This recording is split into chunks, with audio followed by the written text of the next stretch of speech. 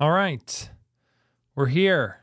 Big week, huge week. A lot of things to talk about, a lot of things to catch up on. Man. And it's also like a week where I've been frantically making lots of content for you guys coming soon on the channel. We had the Flick Duo video go live earlier this week, but that's like the tip of the iceberg. There's a lot of videos in progress.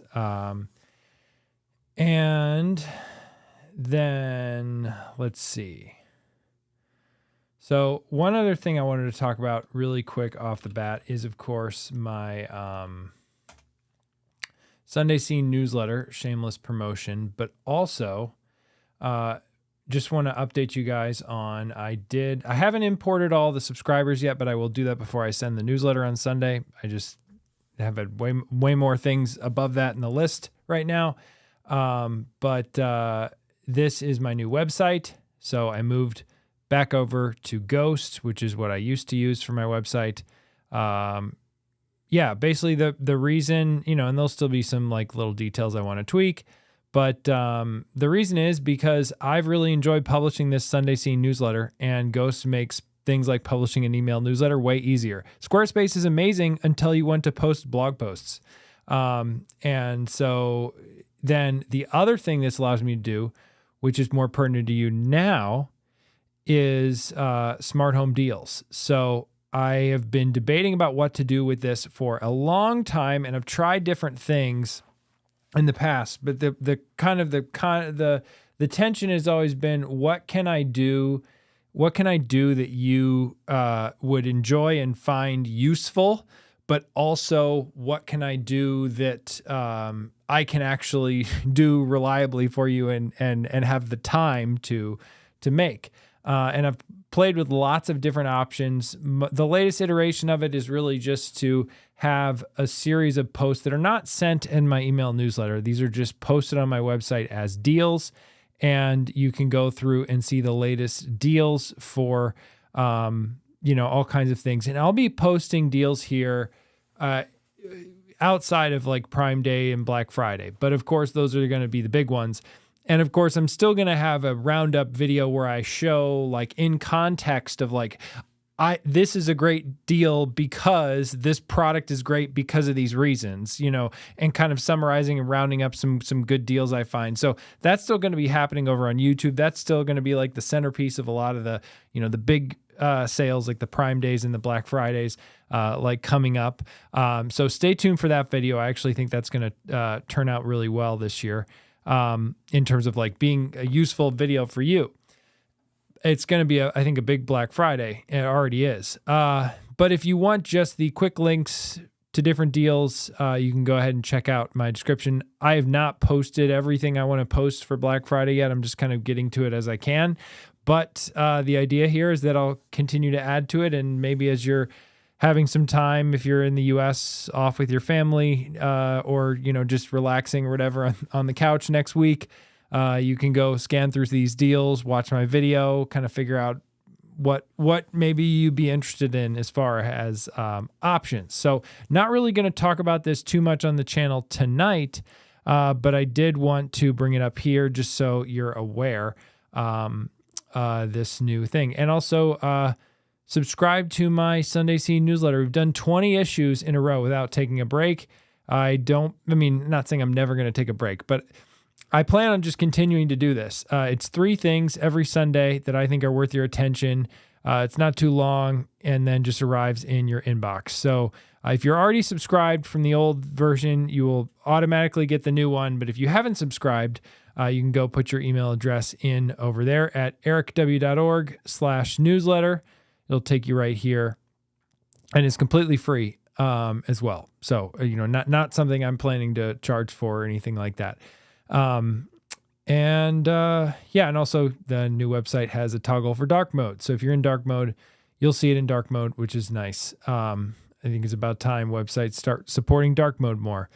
But yes, obviously that's not been the high priority thing for me or for you this week, my new website. And that's just kind of like a slow trickle of things that finally amounted to a new website.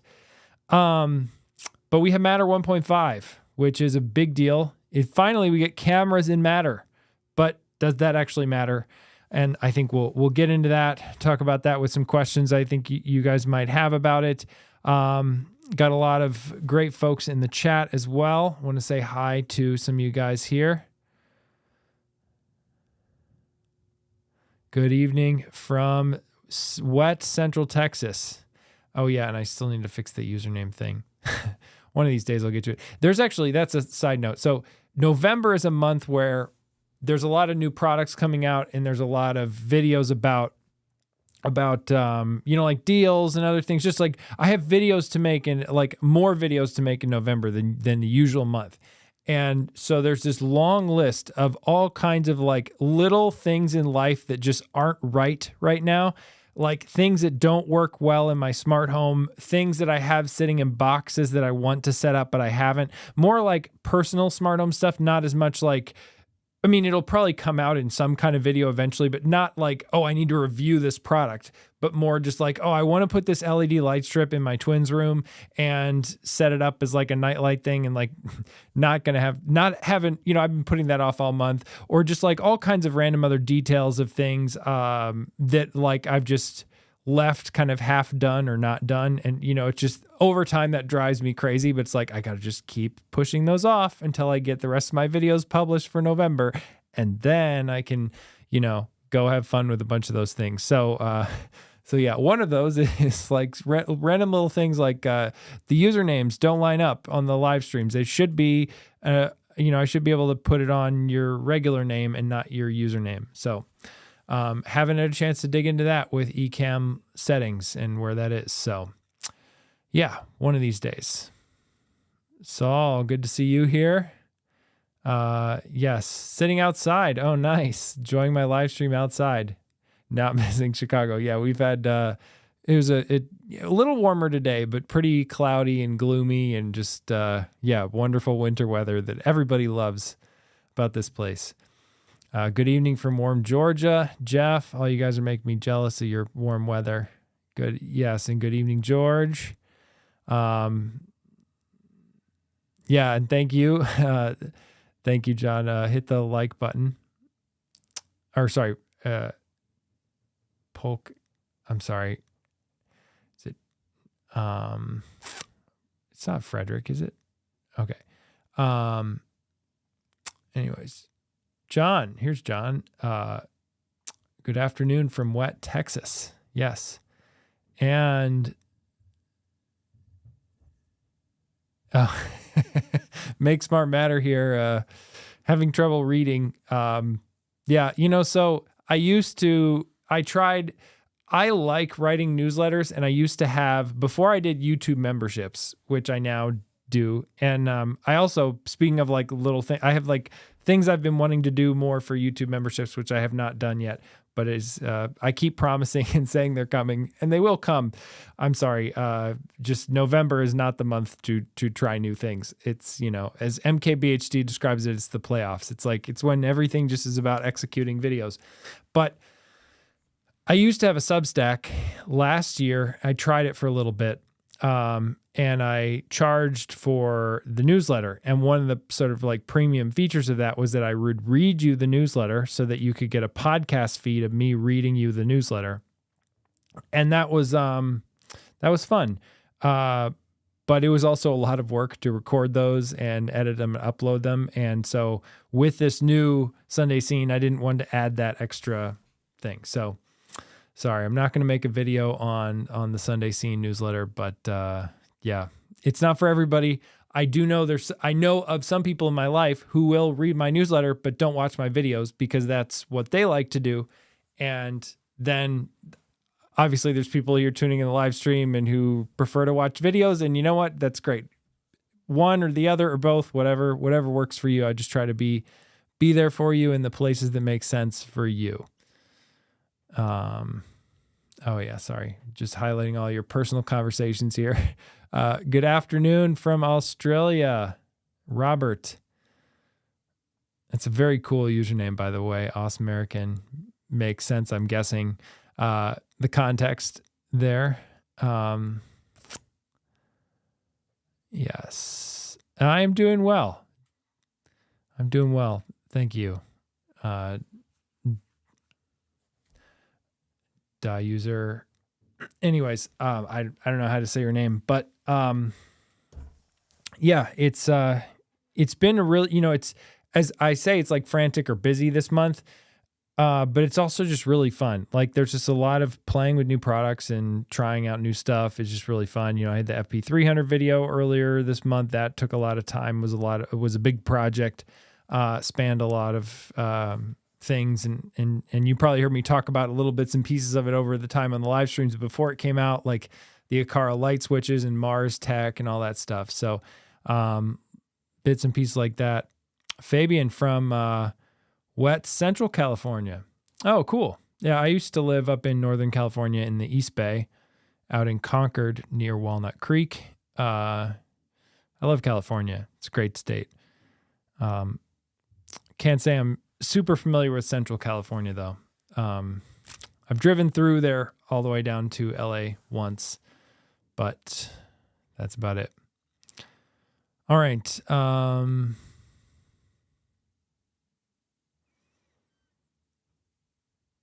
Yes, and got some fellow YouTubers commiserating with me about the different, just the season. 'Tis the season, and hopefully you as the viewers are enjoying it. Yes, okay, yes. That username is Frederick Fuck. I thought you were Frederick Fuck, Polkster 13, but I wasn't 100% sure.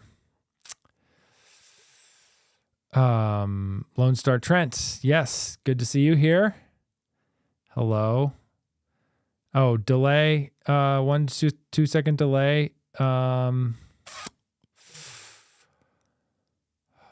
not. Okay. Yeah. Cause George is saying no delay.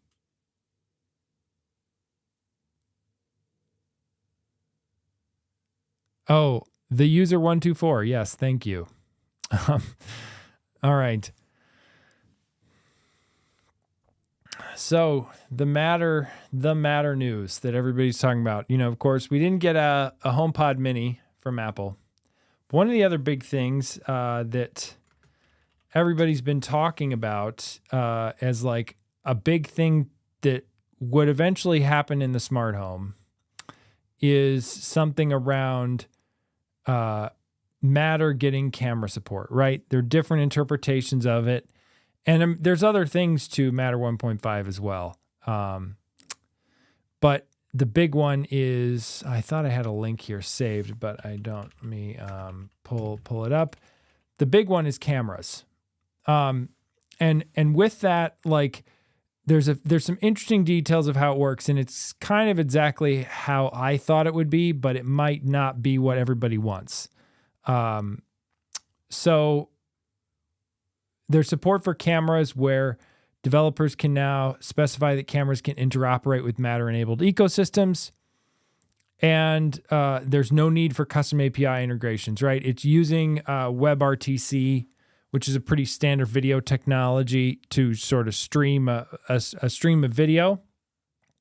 The really cool thing that I did not expect about this is that it does support pan and tilt zoom controls. So for those of us who use Apple Home a lot, you might be annoyed with, let's say, Aqara cameras and some other cameras that have some nice pan and tilt zoom support. And Eufy has some cameras, TP-Link has some cameras that do this where you can pan and tilt and zoom. And to have that built into the Matter standard would be really nice, because hopefully it means when Apple, who seems to be pretty good about adding the new Matter standards, when they one day support it, we'll get hopefully support for those kinds of camera controls right inside of Apple Home. And it's also usually, even outside of Apple, I'm pretty sure anytime you're using those controls, you got to go into the manufacturer's app to control the camera, right? So you might see the camera looks interesting. Oh, but now I got to jump over to that camera company's app to move the camera a little bit to see around the, edge of the frame. Or you can put, usually those will have like an auto pan and tilt and zoom setting as well. And sometimes I'll just leave it on that for that exact reason. But now it'll be nice. Hopefully you'll get those controls in more places, and maybe there'll be some, because I think with the Matter spec, there's not necessarily the other cool side of this, there's not necessarily a reason why with the Matter spec you would have a user hitting a button on the screen being the thing that turns the camera. So I think you could hopefully set up, depending on the Matter controller you're using, some kind of automation where, and this gets into another part of Matter 1.5, is, let's say when a gate or a garage door or a door opens, or some kind of other closure, as they're calling it, when a closure opens, then you can then see the camera zoom over to that part of your room. Or whatever setting it's in. And I think that could be really cool, because then I think about my garage where the door, or a lot of rooms where like the door might be on the side and the camera's pointing at the main part of like my garage. But then if that door opens, it'd be kind of nice to see the camera just quickly turn over to that part of the room, film the person coming into the garage so you can see who it is clearly. So we'll see. I think that could be a pretty slick little Matter automation, assuming you have a Matter camera with PTZ controls. But I think there's some big, drawbacks. I think we're all still taking in the news. It's relatively new. News, and for those of us, if you're more on the Apple side of this channel, you might be like, oh, what's the big deal? But I think, there's one thing that I think this is going to be really useful for. Like, why would people care about Matter cameras? A lot of the smart home power users here tuning in the stream are probably pretty familiar with a lot of these use cases. But I think the biggest one, even if you're not as into smart home tech and or newer to smart home tech, you hear some weird sound, or you just want to check on the status of your home from away. If you have a lot of different cameras, unless you've been very diligent about just buying cameras from a particular brand, which some of you I know are, but of course, like someone like me, I'm trying out all these different cameras. You have to go check a few different apps before you really get a sense of like what's actually going on in your home. And so being able to get a live view dashboard of all your cameras in one place would be really nice. And of course, Apple Home's integration is possible there. There's things like Scripted, which do a lot of that for you, or not really for you, but like you can do a lot of things through Scripted to pipe your video all into one place like Apple Home. But that's a little bit of an involved process. Not super difficult to set up, but like I've had it in the past where it's like it kind of goes, like stops working. You got to troubleshoot and fix it, right?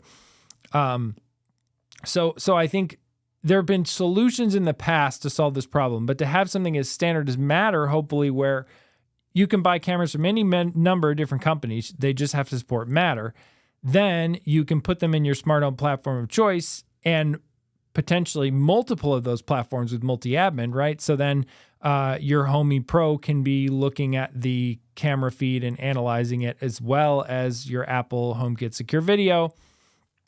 But that gets into another drawback, though, where I have a hunch, and I haven't, there's an interesting line about storage. Let's go back to the press release and start with this. So where was this? Oh yeah. It includes flexible storage options, including continuous or event-based recording to local or cloud destinations.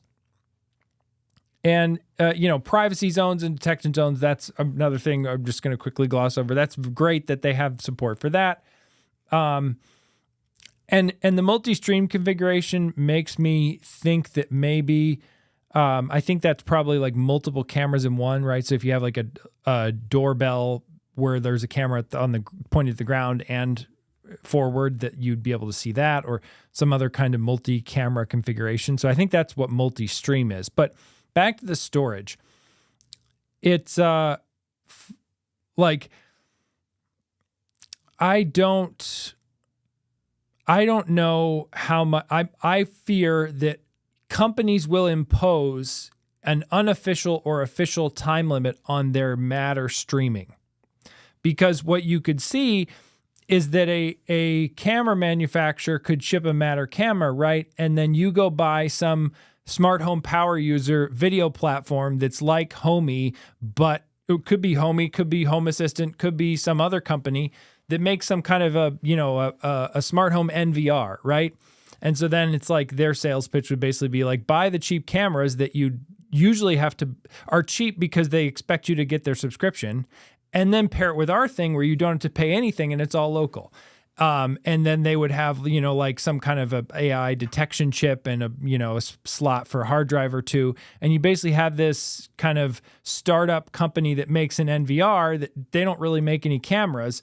Or it could be someone like Ubiquiti or someone else who's already in the business, right? Who could make an NVR that then just like sucks in all the video from all your cameras. Because if you can tune into a Matter live feed, again, back to the pan and tilt zoom, who's to say it's a human tuning into the live feed? You could just have your NVR constantly pulling the video from your Matter camera. And then so if that's the spec, I think we're going to see a lot of big camera companies not support Matter. On the flip side, I think if they do support Matter, it'll be sort of like unofficial, but like you stream video from your, insert big smart home camera company here. And all of a sudden at 10 minutes, it just breaks, or just stops streaming. And, maybe they say that's intended behavior. Maybe they don't. But I think that would be a valid way to implement the Matter spec and get certification. But then, your camera just cuts out. And so then there's no option for sort of roll your own network video recorder in some other way. But again, I think there'll still be some creative ways to roll your own video live stream. And again, camera controls tied into automations. I think there's a lot of exciting stuff here. But I think the idea that like somehow you'll be able to record all the video and store all your video in one place, or basically meaning that any camera that supports Matter now works with HomeKit Secure Video, I don't think that's going to happen. Because I think it's going to be more that these camera companies are going to want to keep you boxed into their system. And so I have a feeling there's just details about the spec that people are going to be sorting out the technical details on. So we're not going to get sort of a record anywhere true thing. I would love to see it, don't get me wrong, but I'm just trying to level set that I don't think that's where these companies are going. So we'll see. So enough rant over. I want to hear what you guys have to say in the chat, and we'll keep going on to some other stuff from Matter 1.5.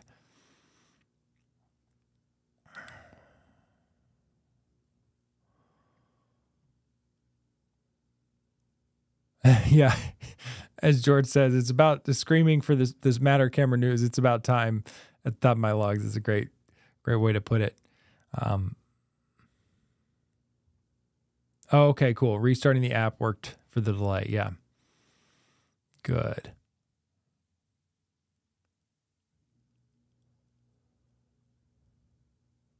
Yeah.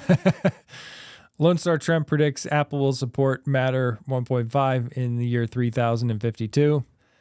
Maybe I'm going to argue maybe 3045, but I think you're close there, Lone Star Trent.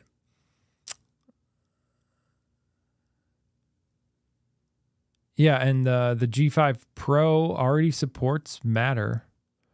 Wow, that's exciting. I didn't catch that news. That's good to know. Yes. I would love to see that, like Bird Buddy, stuff like that, Lone Star Trent. That would be a really cool Matter camera. Although, again, like I think Bird Buddy or one of those companies, right, there's a couple of them now, they're going to want to keep you in their app where they have the machine learning to identify the birds and tell you about them and give you alerts about it. Like, we're not escaping the walled garden of these individual camera systems, I think, with this announcement, but it's just going to make a little bit of viewing those cameras easier across different systems.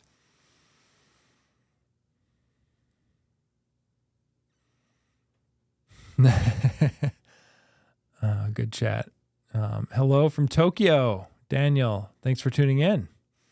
Very cool. Yeah, we got lots of people. Yeah, well, So George, HomeKit Secure Video is a joke insofar as someone who installs security system that have like professional monitoring, right? Or not even professional monitoring, right? But like, George talks all about Alibi security system, security cameras and all kinds of security cameras. I think a lot of us smart home power users would be very interested in, small business owners, but I still think there's plenty of casual smart home users where HomeKit Secure Video is enough to get started. And I also think because of Apple's size, and not necessarily Apple's size in the smart home market, but Apple's size in the smartphone market kind of makes it still a big deal. And especially given the cost, right? You get it with various premium iCloud subscriptions. You don't really have to pay anything extra. A lot of people don't. And so that's a huge market for a lot of people as well. And Ratchet Gang joined the chat. Nice to see you here.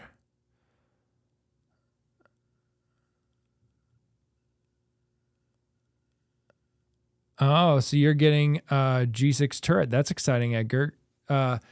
Yeah, I mean, that's an interesting other side note. Like,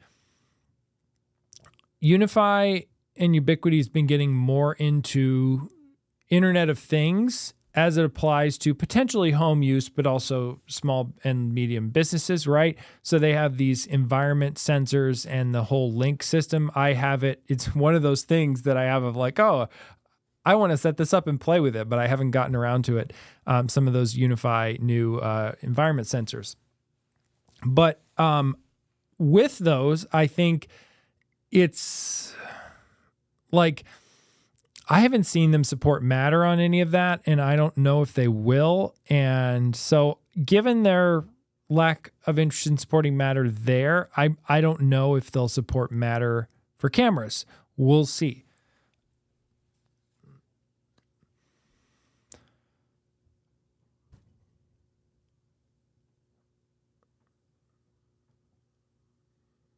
Yeah, and Lone Star Trent's bringing up a good point about Apple. Of course, I think I've talked about this in the live stream, but you might have seen some rumors continue to surface over the years about Apple making their own doorbell and or other indoor cameras. So we'll see where that goes. Yes, George likes walled gardens. Not really, but yes.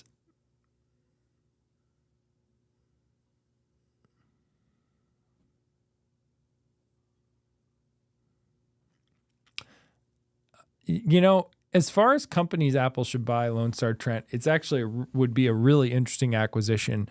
The challenge there, I think, for Apple is that they tend to like I guess you could say like the intellectual property of companies, right? So like the designs, the patents, and also the people, right? The engineers who are coming up with the ideas and solving the problems. Aqara is actually owned by a company called Lumi United, and Lumi United does a lot of smart home device manufacturing, of course, for Aqara and other people as well. So I think that's where I don't think Apple would want to acquire a company with a lot of manufacturing assets. Maybe there's like part of Aqara that like Lumi could spin off and sell to Apple for a price.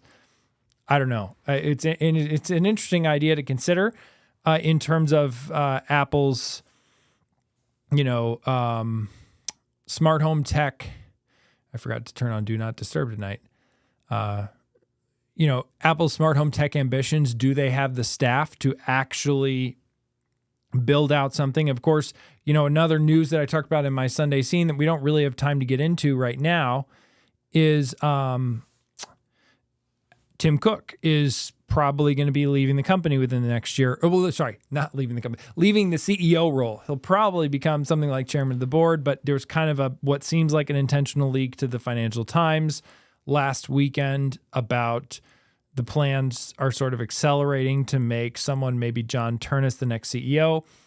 Again, that's all I think a very calculated move that kind of sets the stage for if and when that becomes more official, investors don't panic about it. But that's a whole other thing. But I mean, maybe a new leadership will bring new strategy to smart home tech. We'll just have to see how that all plays out.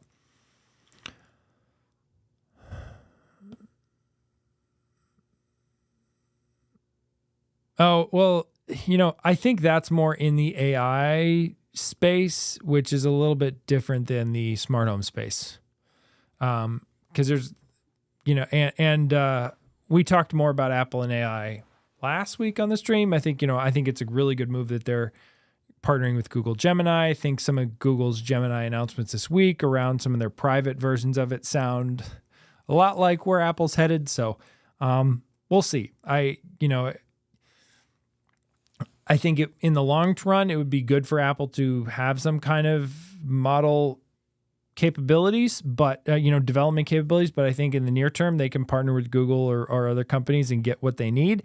And a lot of people speculate when the AI bubble inevitably, unfortunately, someday probably bursts, or like the market goes into more of a downturn around AI, that then Apple could scoop up one of these companies for pennies on the dollar and have a big team that hopefully they would be able to retain at that point.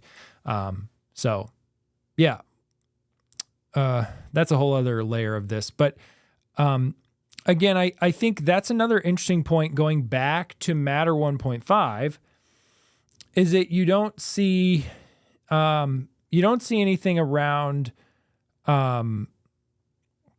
specific details of the event-based recording. But I think that's an interesting idea that Matter's exposing that, right? So that they're letting the camera and the camera company do the detection of things, which makes sense in a world of on-device AI where you have a lot of these like very simple AI chips on cameras to detect people or other motion events. It's gone are the days, at least for most cases, right, where the cloud service is doing the detection of people or things. So much is able to happen either on the camera itself or near the camera on some kind of recording system. Like, I mean, the stuff my Ubiquiti, even my Ubiquiti Dream Machine Pro, which isn't necessarily all that new or latest and greatest from Ubiquiti in that front, but it's able to do a lot of detection with the latest versions of Unify Protect, and see, looking up like, oh, I want the red car that has this license plate or something like that, and it finds it. It's really cool. So having those kind of detections being able to be shared across Matter could be really interesting too. Ways that other systems could work with that or show that in nice ways.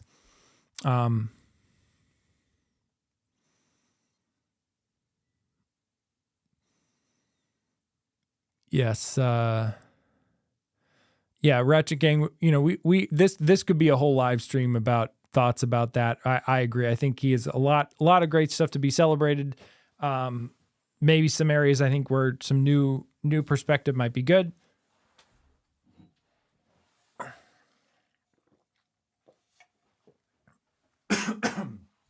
All right.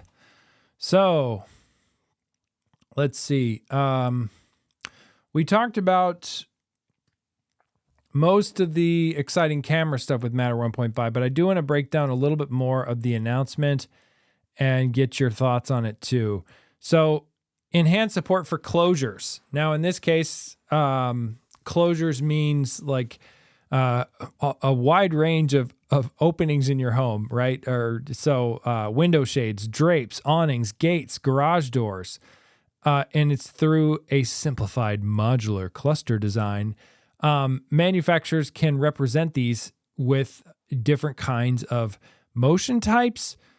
I'm a little bit concerned about this working out well with voice assistants because they do have the concept here of opening and closing, right? But rotating or sliding. Just like in Apple Home, when you add a contact sensor, it defaults to being a contact sensor, but then you can say it's a door or it's a window or other things. I think that's it. Door, window, or contact sensor. Maybe there's another one.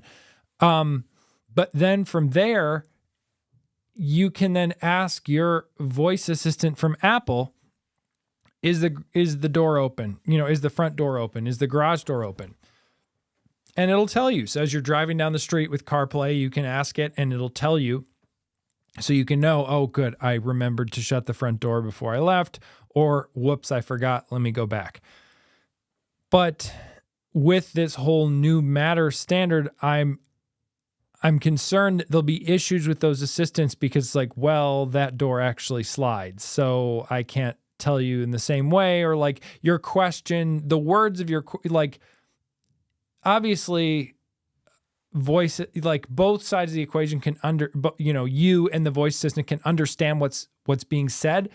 But if you're saying it in a way that's like talking to it like it would be for a door and it's actually a sliding door, it might expect you to say it in a different way. And then like your commands don't, or questions don't land the same way and get the same answers back. And that would be fine for a lot of us who would figure that out and change the way we're asking. But a lot of people just asking if a door's open, like that might not be clear. So hopefully the implementations of this standard work out okay in that regard. But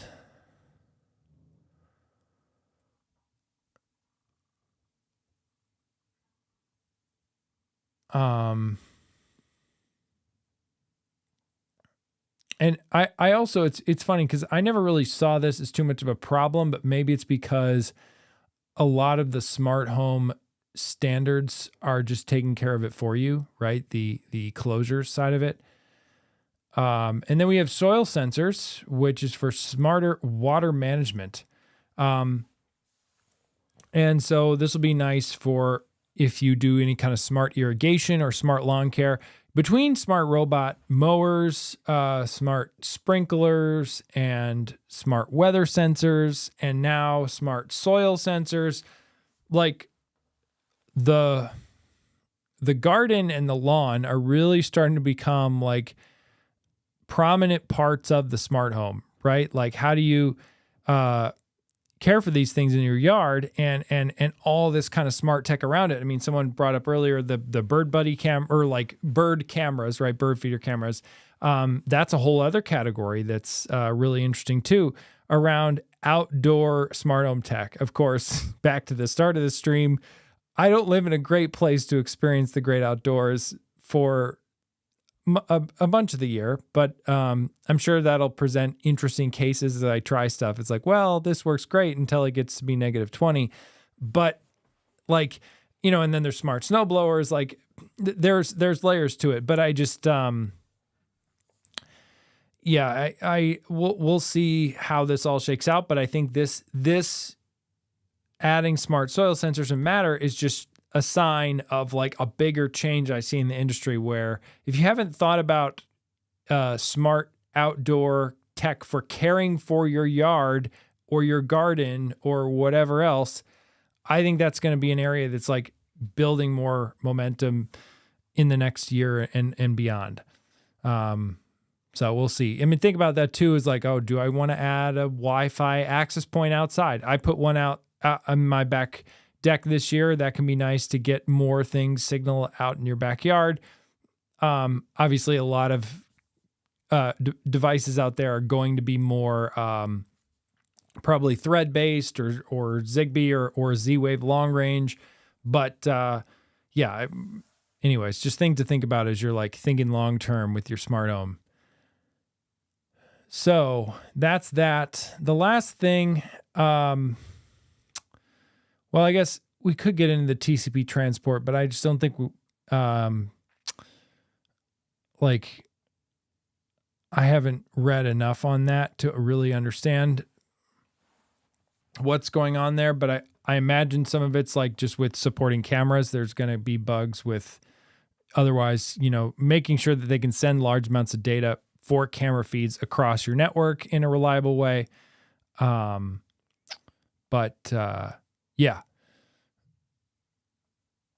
The advanced energy management is an interesting place too, that also is gaining a lot of steam. You've probably seen over the years, there's a lot more smart home batteries, right? For a solar powered home. and smart home energy management with smart panels. A number of different companies doing this. There's usually a lot of it at CES. There was a bunch of it at IFA too. It's an area I'm not really familiar with all the details of. I've talked to EcoFlow at CES, and they've sponsored some of my content in the past, and probably, hopefully, will in the future too. But they do one of these systems, and I know there's Shelly and some others that do various pieces of this. Apple Home, of course, added smart energy monitoring in iOS 26. However, it, last I checked, only works with PG&E, which is the California. So if you live in California, you could potentially log into your PG&E account and see the data come through there. But hopefully more utility companies add that, because I think, it ties into the AI side too. But, they mentioned Europe in the press release as being a market where this is important. But I think just across the board, there's going to be lots of reasons, whether it's just being eco-friendly or whether it's actually like, trying to save on your electricity bill, reasons to be smarter about how you use your energy in your home, because, there's just a lot of ways you can do that. But if you're hearing this and thinking, oh, I want to do that today, what can I do today? My advice would be just work on heating and cooling your home in a smart way, because I think there's so much around that that's like one of your biggest consumptions of energy, depending on the details of your system for that. But that can be a big one, as well as just other appliances and their energy use. Rob from The Hookup did a really interesting video earlier this year where he got a smart panel and did a bunch of analysis on his smart home of different things. And he brought down his bill in various ways by shutting things off at different times. So if you go over to The Hookup, that's a good video. Let me pull up his YouTube channel so you know what I'm talking about. But that's a good one.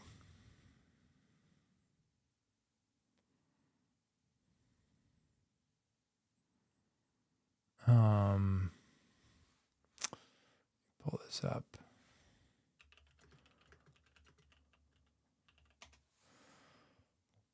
Yes, so The Hookup is the name of his channel. So yes, let's see. It's been a while, so good smart home channel, but interesting ideas on saving energy from a while ago. I should find that video and link it. Excuse me. But let me say hi to some folks in the chat. Yes, Jackery has some stuff as well. And that's a good point. Solar is expensive. Here in Illinois, from my understanding, there's a bunch of power company subsidies, or at least there have been in the past. My house is a good location for solar, and long story short, we didn't actually pull the trigger on it, but there was a lot of you could sign up with your power company and get a huge discount or practically free solar panel installations. Anyways, that's a whole layer of things that who's going to actually pay for the solar panels, right? Or how are they going to get cheaper as well? It's always a challenge. Yes, that's going to be a great thing to say. It's a tricky thing though, Ratchet Gang, kind of inside YouTube channel stuff. I've looked at checking out some of those smart snowblowers, and there's two challenges. One is where I live, we don't have consistent snow all winter long, so you're kind of you get it and you just be waiting for it to snow, and that can be challenging. And then the other thing is that my driveway really needs to be resurfaced, and we've been putting it off and putting it off and putting it off. Next year, at the end of this winter, we'll probably get it resurfaced. So hopefully in the future, I'll have a nice, more level driveway. Although I guess an uneven driveway would be in certain ways a good stress test of the the robots and how they can handle like a bunch of divots and bumps and stuff in the driveway. But yeah, we'll see. It's not something I've been able to pull off yet in a video, but maybe one of these days I'll get Yarbo or someone else to we'll get something on the channel.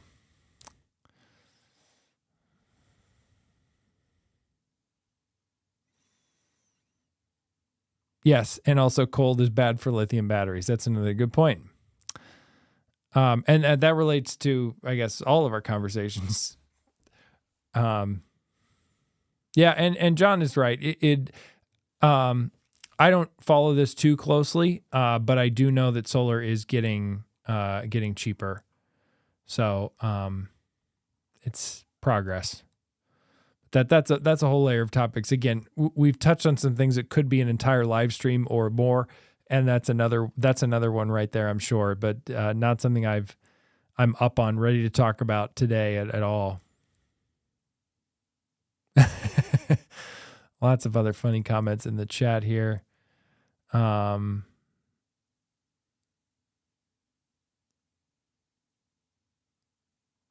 right. And yes, James, thanks for joining. Good to see you here. You are based in the city of the Formula One race. So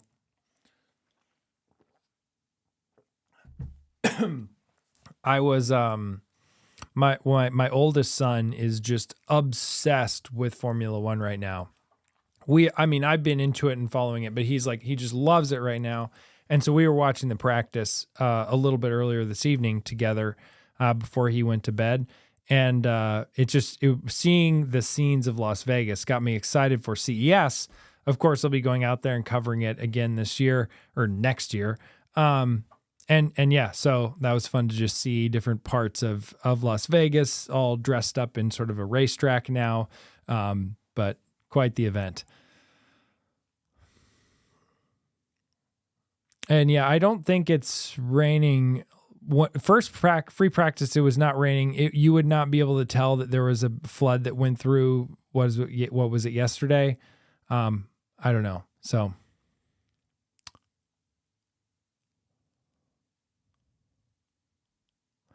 Oh, cool. Yes. Holland Tech. Okay. I'm not familiar with this YouTuber you're talking about, but heated driveways are really cool. I do know of people. I do know people in the Chicago area who have heated driveways, and they're amazing.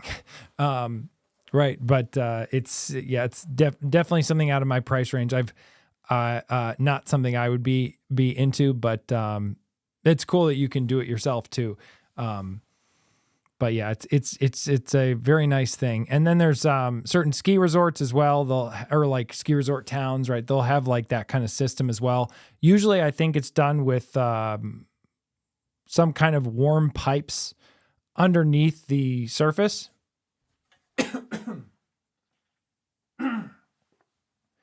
Man, I did not think that talking for 45 minutes would aggravate my throat this much, but sorry guys.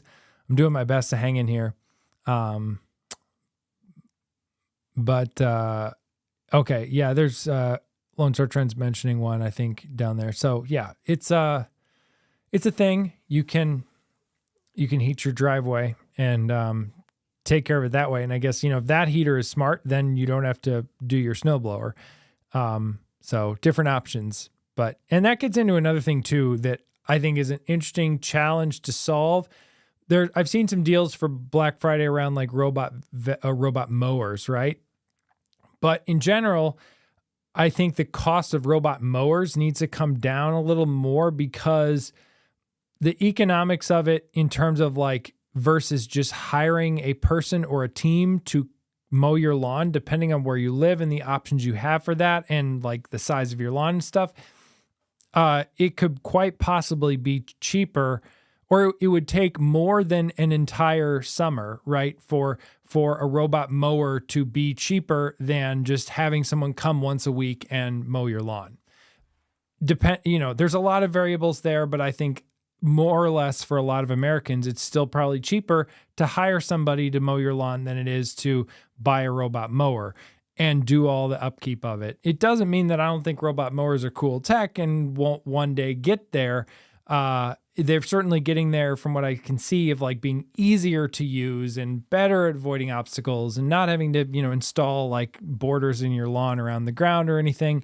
But it's still, I think it's just like, it's a process before they get that affordable or that competitive versus a person mowing your lawn. But yeah, a lot of news with Matter 1.5 this week. We also had the Aqara M200, which came out, and the company that shall not be named because they use Shane as a spokesperson when they shouldn't, Shane Watley, my fellow YouTuber.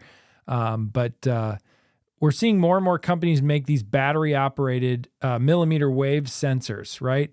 So Meris did this, the MS605.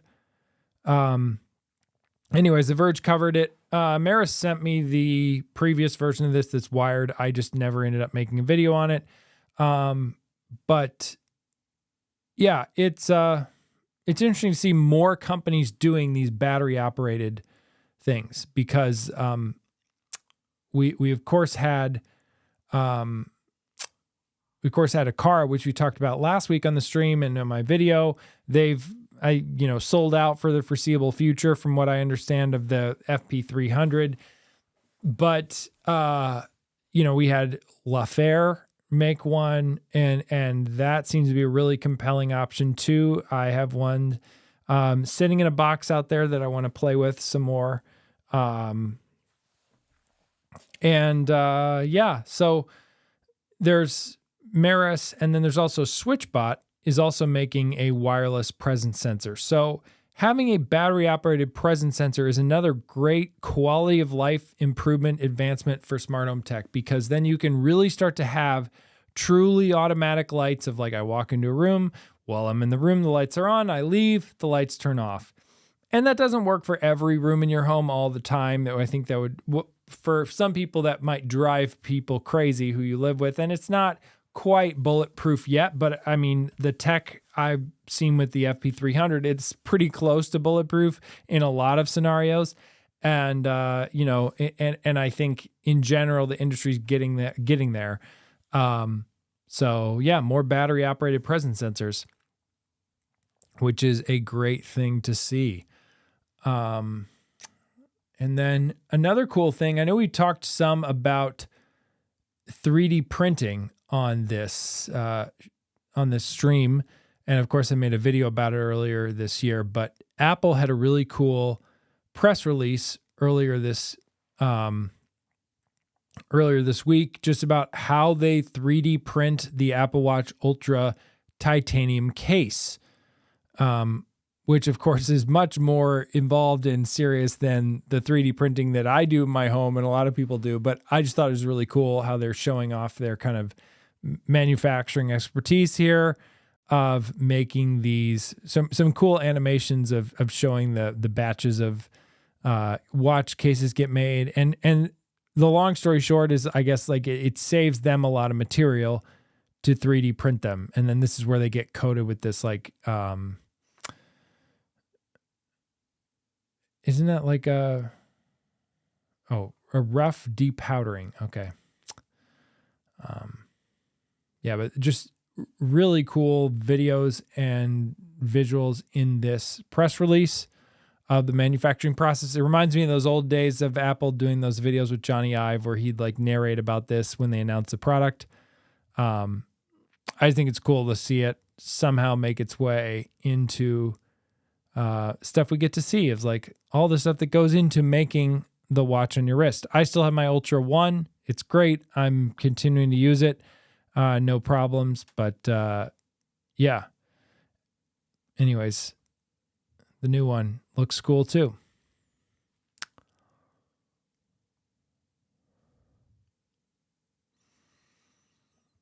Yes. Yeah, you could it's like So I don't want to mention people specifically to invite trolls, but there's a certain famous person who has mentioned, oh, people are going to have self-driving cars that will then make the money because they rent them out as a taxi. It's like, it's almost the same idea. But that's funny. You could mow other people's lawn with your robot, and your robot can just be making money for you while you're sitting in your house. But yeah, and I mentioned the SwitchBot one, Lone Star. Yeah, just hadn't gotten there yet.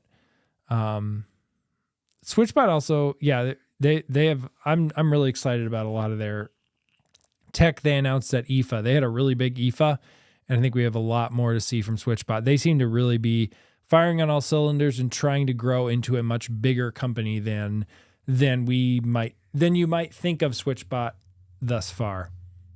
So actually, over here, I think this is from their gifts last year. I got their little mascot. I guess it's Kata Friend. So there we go.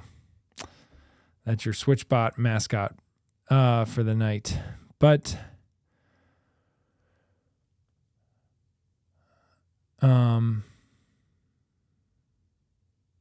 okay, yeah, good question. Yeah, and if you guys have questions, I didn't mention this earlier I did not mention this earlier in the stream, but just put them in the chat. If you can prefix with question, that'd be good. But do you enjoy using Unify Camera? Does the quality justify the price? I would say yes. I know, George, who's tuning in the live stream, who covers cameras a lot on his channel, George Langabeer. He's not as much of a fan of Unify. I think they have a really good product. I think, though, if you keep in mind, you really should be willing to run the cable to do PoE cameras with them. I think if you're just doing Wi-Fi with them, you're not really getting the benefit. I mean, their Wi-Fi cameras are fine. There's nothing wrong with them. But I just think, there's so many benefits of the stability and speed and low, speed meaning low latency of the connection with PoE, like Ethernet cable, that that's worth it. But actually, I said question, but I gotta stop this stream before you guys just have to sit here listening to me cough. So, sorry about that. But yeah, got more exciting content coming soon. Thank you for tuning into the live stream. Great to have you here. And we will not have a live stream next week, but obviously Thanksgiving, and I'll see you hopefully the week after. Bye.